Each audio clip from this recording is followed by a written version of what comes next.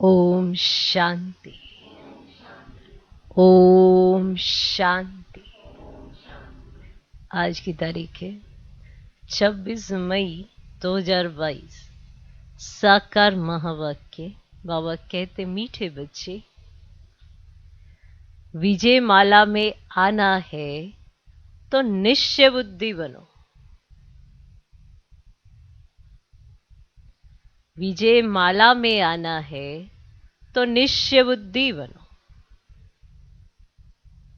निराकार बाप हमें पढ़ाते हैं, निराकार बाप हमें पढ़ाते हैं, वे साथ ले जाएंगे। इस निश्चय में कभी संशय ना आए। बाबा कहते, मीठे बच्चे, विजय माला में आना है तो निश्चय बुद्धि बनो। निराकार बाप हमें पढ़ाते हैं, वे साथ ले जाएंगे। इस निश्चय में कभी संशय ना आए। आज का प्रश्न, विजयी रतन बनने वालों की मुख्य निशानी क्या होगी? जो विजयी रतन बनेंगे उनकी मुख्य निशानी क्या होगी? उत्तर, उन्हें कभी किसी बात में संशय नहीं आएगा। वे निश्चय बुद्धि होंगे। उन्हें निश्चय होगा कि यह संगम का समय है। अब दुखधाम पूरा हो, सुखधाम आना है। दूसरा, बाप ही राजयोग सिखला रहे हैं। बाप ही राजयोग सिखला रहे हैं। वे देही अभिमानी बनाकर साथ ले जाएंगे।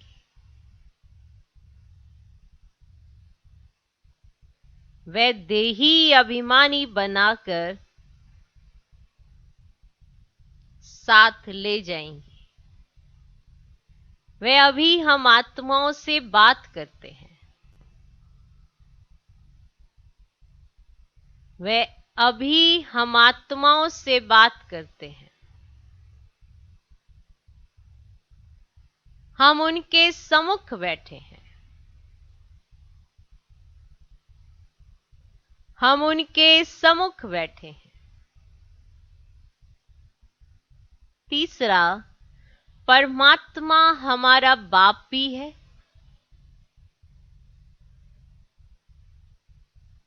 राजयोग की शिक्षा देते हैं, इसीलिए शिक्षक भी है।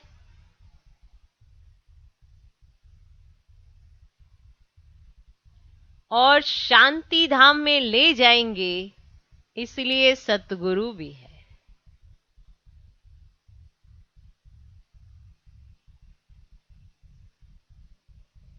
परमात्मा हमारा बाप भी है। राजयोग की शिक्षा देते हैं, इसीलिए शिक्षक भी है। और शांति धाम में ले जाएंगे, इसलिए सतगुरु भी है। ऐसे निश्चय बुद्धि हर बात में विजयी होंगे। ऐसे निश्चय बुद्धि हर बात में विजयी होंगे। ठीक। विजयी रतन बनने वालों की मुख्य निशानी क्या होगी? उत्तर, उन्हें कभी किसी बात में संशय नहीं आएगा। वे निश्चय बुद्धि होंगे। उन्हें निश्चय होगा कि यह संगम का समय है। अब दुखधाम पूरा और सुखधाम आना है। बाप ही राजयोग सिखला रहे हैं। वे देही अभिमानी बनाकर साथ ले जाएंगे। वे अभी हम आत्माओं से बात करते हैं। हम उनके सम्मुख बैठे हैं। परमात्मा हमारा बाप भी है। राजयोग की शिक्षा देते हैं, इसलिए शिक्षक भी है। और शांति धाम में ले जाएंगे, इसलिए सतगुरु भी है। ऐसे निश्चय बुद्धि हर बात में विजयी होंगे। ठीक। आज का गीत है, तुम्हें पाके हमने जहान पा लिया। ओम शांति। बाप ने बच्चों को ओम शांति का अर्थ तो समझाया है। हर एक बात सेकंड में समझने की है। जैसे बच्चे भी कहते हैं ओम, अर्थात अहम आत्मा मम शरीर, वैसे बाप भी कहते हैं अहम आत्मा परम धाम में रहने वाली। वह हो जाता है परमात्मा। ओम, अब ये बाप भी कह सकते हैं तो बच्चे भी कह सकते हैं। अहम आत्मा व परमात्मा दोनों का स्वधर्म है शांत। तुम जानते हो आत्मा शांति धाम में निवास करने वाली है। वहां से इस कर्म क्षेत्र पर पाठ बजाने आई है। ये भी जानते हो हम आत्मा का रूप क्या है और बाप का रूप क्या है, जो कोई भी मनुष्य सृष्टि में नहीं जानते। तो बाप ही आकर समझाते हैं, बच्चे भी समझाते हैं हमारा बाप परम पिता परमात्मा है। समझाते हैं ना बच्चे दूसरों को। बच्चे भी समझाते हैं हमारा बाप परम पिता परमात्मा है। वह शिक्षक भी है तो हमारा सत्य सुप्रीम गुरु भी है, जो हमको साथ ले जाएंगे। गुरु तो बहुत करते हैं। अभी बच्चे निश्चय करते हैं कि परम पिता परमात्मा बाप भी है, सहज राजयोग और ज्ञान की शिक्षा भी दे रहे हैं और फिर साथ भी ले जाएंगे। इस निश्चय में ही तुम बच्चों की विजय है। विजय माला में पिरोए जाएंगे, रुद्र माला व विष्णु की माला।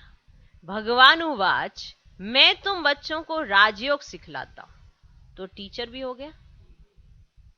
मत तो मिलनी चाहिए ना। बाप की अलग मत, टीचर की अलग, गुरु की अलग होती है। भिन्न भिन्न मत मिलती है।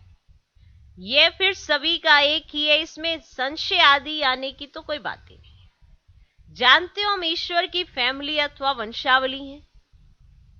God father is creator. अब गाते भी हैं तो मात पिता हम बालक तेरे, तो जरूर फैमिली हो गई। भारत में ही गाते हैं। अब वह है पास्ट की बात। अभी प्रेजेंट में तुम उनके बच्चे बने हो, उसके लिए ही शिक्षा लेते हो। बाबा, आपकी श्रीमत पर हम चलते हैं तो जो पाप है वे योग बल से कट जाएंगे। बाप को ही पतित पावन सर्वशक्तिमान कहा जाता है। बाप तो एक ही है। बरोबर मम्मा बाबा भी कहते हैं, उनसे राजयोग सीख रहे हो, आधा कल्प तुम ऐसा वर्षा पाते हो जो वहां दुख का नामो निशान नहीं रहता, नाम ही नहीं होता दुख का। वह है ही सुखधाम। जब सुखधाम का अंत होगा तब तो बाप आएंगे ना। वह भी संगम का समय हो गया। तुम जानते हो बाबा हमको राजयोग भी सिखलाते, देही अभिमानी बनाकर साथ भी ले जाते हैं। तुमको कोई मनुष्य नहीं पढ़ाते हैं, ये तो निराकार बाप पढ़ाते हैं। तुम आत्माओं से बात हो रही है, हो रही है। अब इसमें संशय की व मूंझने की तो कोई बात ही नहीं, सामने बैठे हैं। ये भी जानते हो हम ही देवता थे तो पवित्र प्रवृत्ति मार्ग के थे। 84 जन्मों का पाठ पूरा किया है। तुमने 84 जन्म लिए हैं। गाते भी हैं आत्माएं और परमात्मा अलग रहे बहुकाल। सतयुग आदि में पहले पहले देवी देवताएं ही होते हैं, जो फिर कलयुग अंत में पतित बनते हैं, पूरे 84 जन्म लेते हैं। तो बाप हिसाब भी बतलाते हैं। सन्यासियों का धर्म ही अलग है। झाड़ में अनेक प्रकार के धर्म है ना। पहले पहले फाउंडेशन है देवी देवता धर्म। कोई मनुष्य वे देवी देवता धर्म स्थापन नहीं कर सकते। देवी देवता धर्म प्राय लोप है, फिर से अभी स्थापना हो रही है। फिर सतयुग में तुम अपनी प्रारब्ध भोगेंगे। बड़ी जबरदस्त कमाई है। तुम बच्चे अभी बाप से सच्ची कमाई करते हो, जिससे तुम सचखंड में सदा सुखी बनते हो। तो अटेंशन देना पड़े। बाप ऐसे नहीं कहते घर बार छोड़ो। वह तो सन्यासियों को वैराग्य आता है, बाप कहते वे रॉन्ग है। इससे कोई सृष्टि का कल्याण नहीं होगा। फिर भी भारत में इन सन्यासियों का धर्म अच्छा है। भारत को थमाने के लिए सन्यास धर्म स्थापन होता है, क्योंकि देवताएं वहां मार्ग में चले जाते हैं। अब मकान आधा समय पूरा होता है तो थोड़ी मरम्मत कराई जाती है ना। 1-2 वर्ष में पुताई आदि होती है। कोई तो समझते हैं लक्ष्मी का आह्वान करेंगे, परंतु वह तो तब आएगी जब शुद्ध होंगे। अब लक्ष्मी आएगी तब जब शुद्ध होंगे। भक्ति मार्ग में मां लक्ष्मी की पूजा करते हैं उनसे पैसा लेने के लिए। जगत अम्बा के पास कभी पैसा नहीं मांगेंगे, पैसे के लिए लक्ष्मी के पास जाते हैं। अब दीपमाला पर व्यापारी लोग भी रुपए पूजा में रखते हैं, समझते वृद्धि होगी, मनोकामना पूरी होती है। अब जगत अम्बा का सिर्फ मेला लगता है। अब मेला तो है ही, यह जगत पिता जगत अम्बा से मिलने का मेला। अब यह है सच्चा मेला, जिससे फायदा होता है। उन मेलों पर भी बहुत भटकते हैं, कहां नाव डूब पड़ती है, कहां बस एक्सीडेंट हो पड़ती, बहुत धक्के खाने पड़ते हैं। अब भक्ति के मेले का बहुत शौक रहता है, क्योंकि सुना है ना, आत्माओं और परमात्मा का मेला लगता है। अब यह मेला मशहूर है जो फिर भक्ति मार्ग में मनाते हैं। कंपटीशन है राम और रावण। तो बाप अच्छी रीति समझाते हैं, मूर्छित नहीं होना है। राम और रावण दोनों सर्वशक्तिवान। तुम हो युद्ध के मैदान में, कहीं तो घड़ी घड़ी माया से हारते हैं। बाप कहते हैं तुम मुझ उस्ताद को याद करते रहेंगे तो कभी हारेंगे नहीं। बाप की याद से ही विजय पाते रहेंगे। ज्ञान तो सेकंड का है। बाप विस्तार से समझाते हैं ये सृष्टि चक्र कैसे फिरता है। नटशेल में तुम बच्चे बीज और झाड़ को जानते हो। इनका नाम भी है कल्प वृक्ष। इनकी आयु लाखों वर्ष तो हो ही नहीं सकती। अब यह है वैरायटी धर्मों का झाड़। एक धर्म की शक्ल ना मिले दूसरे से, एक धर्म की शक्ल ना मिले दूसरे से, बिल्कुल ही भिन्न है। इस्लामी आदि कितने काले हैं, वहां भी धन बहुत है, धन के पिछाड़ी तो सब है। भारतवासियों के फीचर्स बिल्कुल अलग अलग है, भिन्न वैरायटी धर्मों का झाड़ है। तुम समझ गए हो ना कैसे वृद्धि होती है। इसीलिए इनकी भेंट ना बेरन ट्री से की जाती है। अभी प्रैक्टिकल में तुम देखते हो उसका फाउंडेशन खत्म हो गया है, बाकी धर्म कायम है, बाकी सब खड़े हैं, बाकी फाउंडेशन है ही नहीं। तो देवी देवता धर्म कोई नहीं है। कलकत्ते में तुम देखेंगे सारा झाड़ हरा भरा खड़ा है, लेकिन फाउंडेशन है ही नहीं। फाउंडेशन है नहीं, इनका भी फाउंडेशन है नहीं जो स्थापना हो रही है।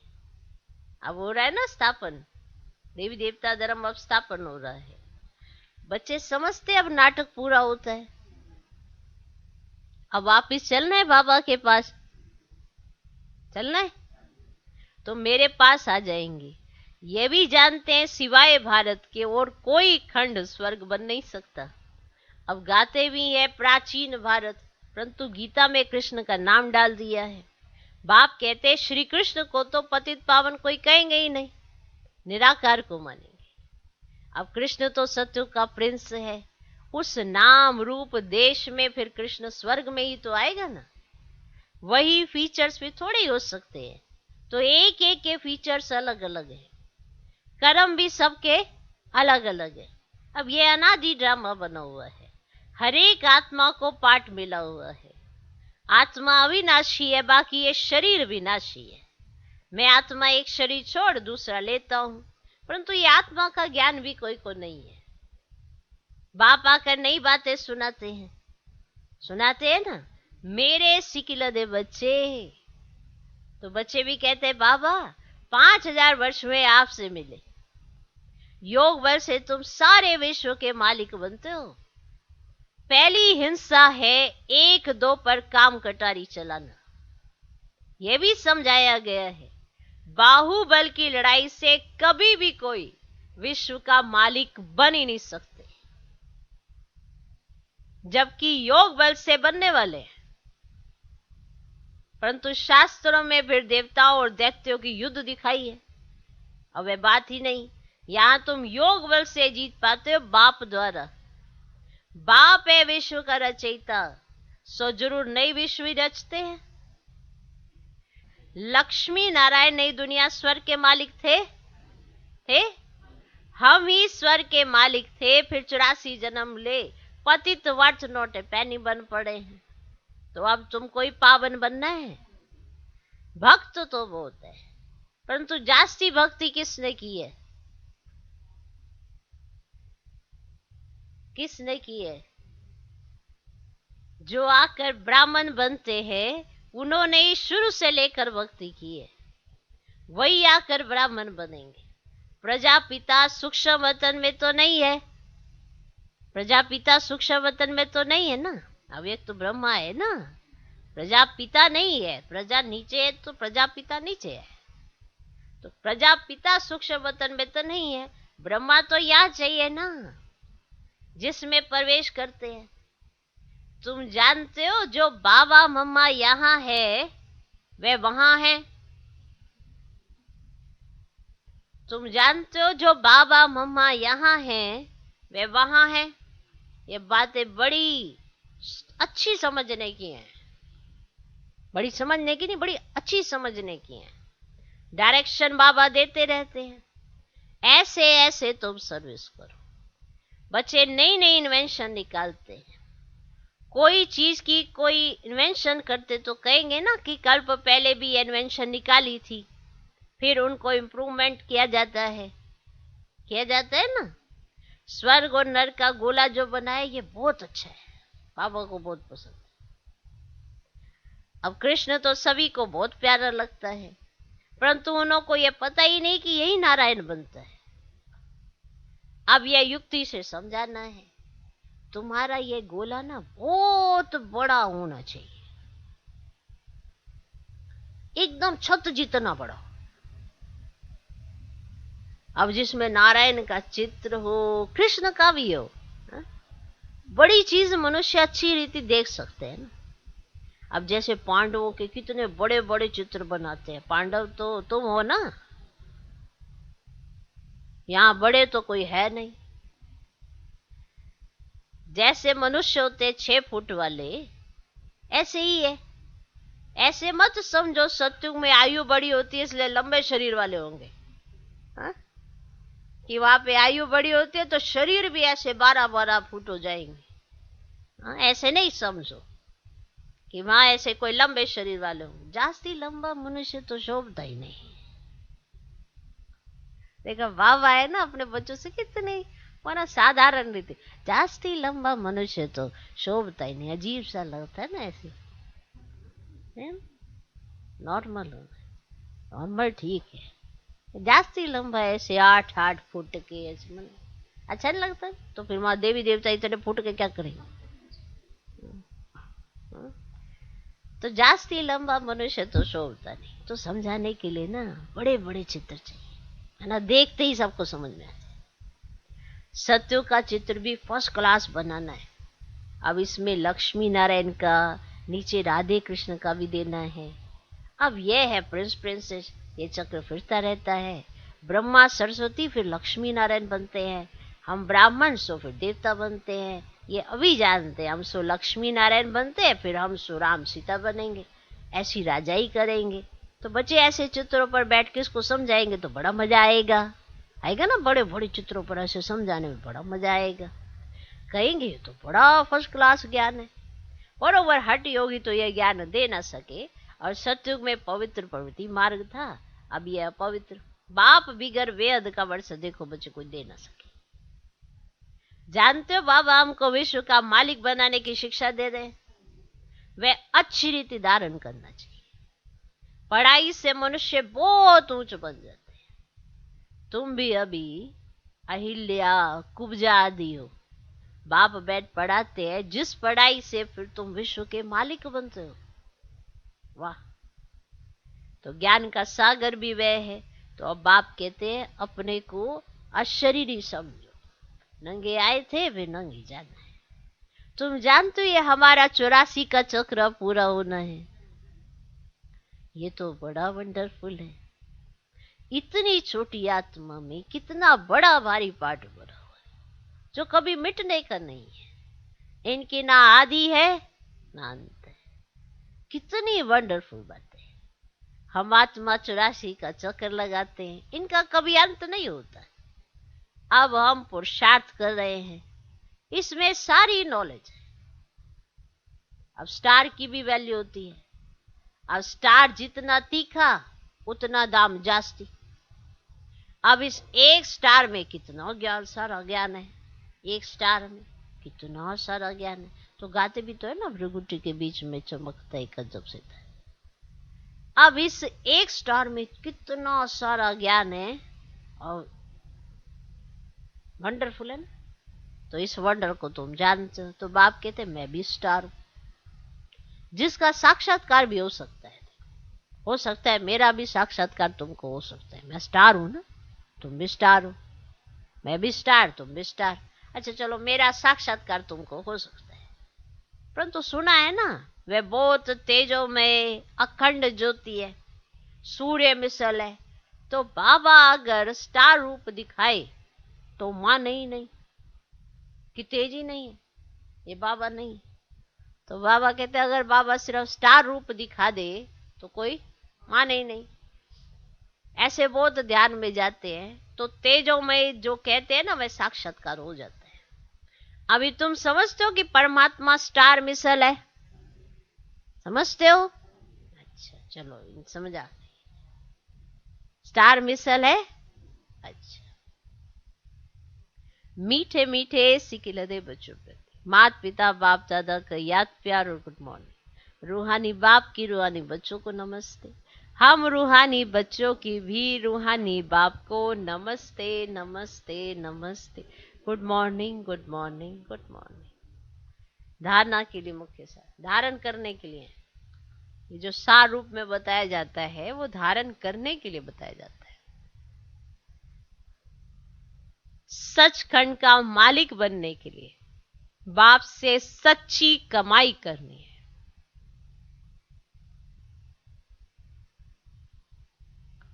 सचखंड का मालिक बनने के लिए बाप से सच्ची कमाई करनी है। बाप जो उस्ताद है उसकी याद में रहे माया जीत बनना है। बाप जो उस्ताद है उसकी याद में रहे माया जीत बनना है। सचखंड का मालिक बनने के लिए बाप से सच्ची कमाई करनी है।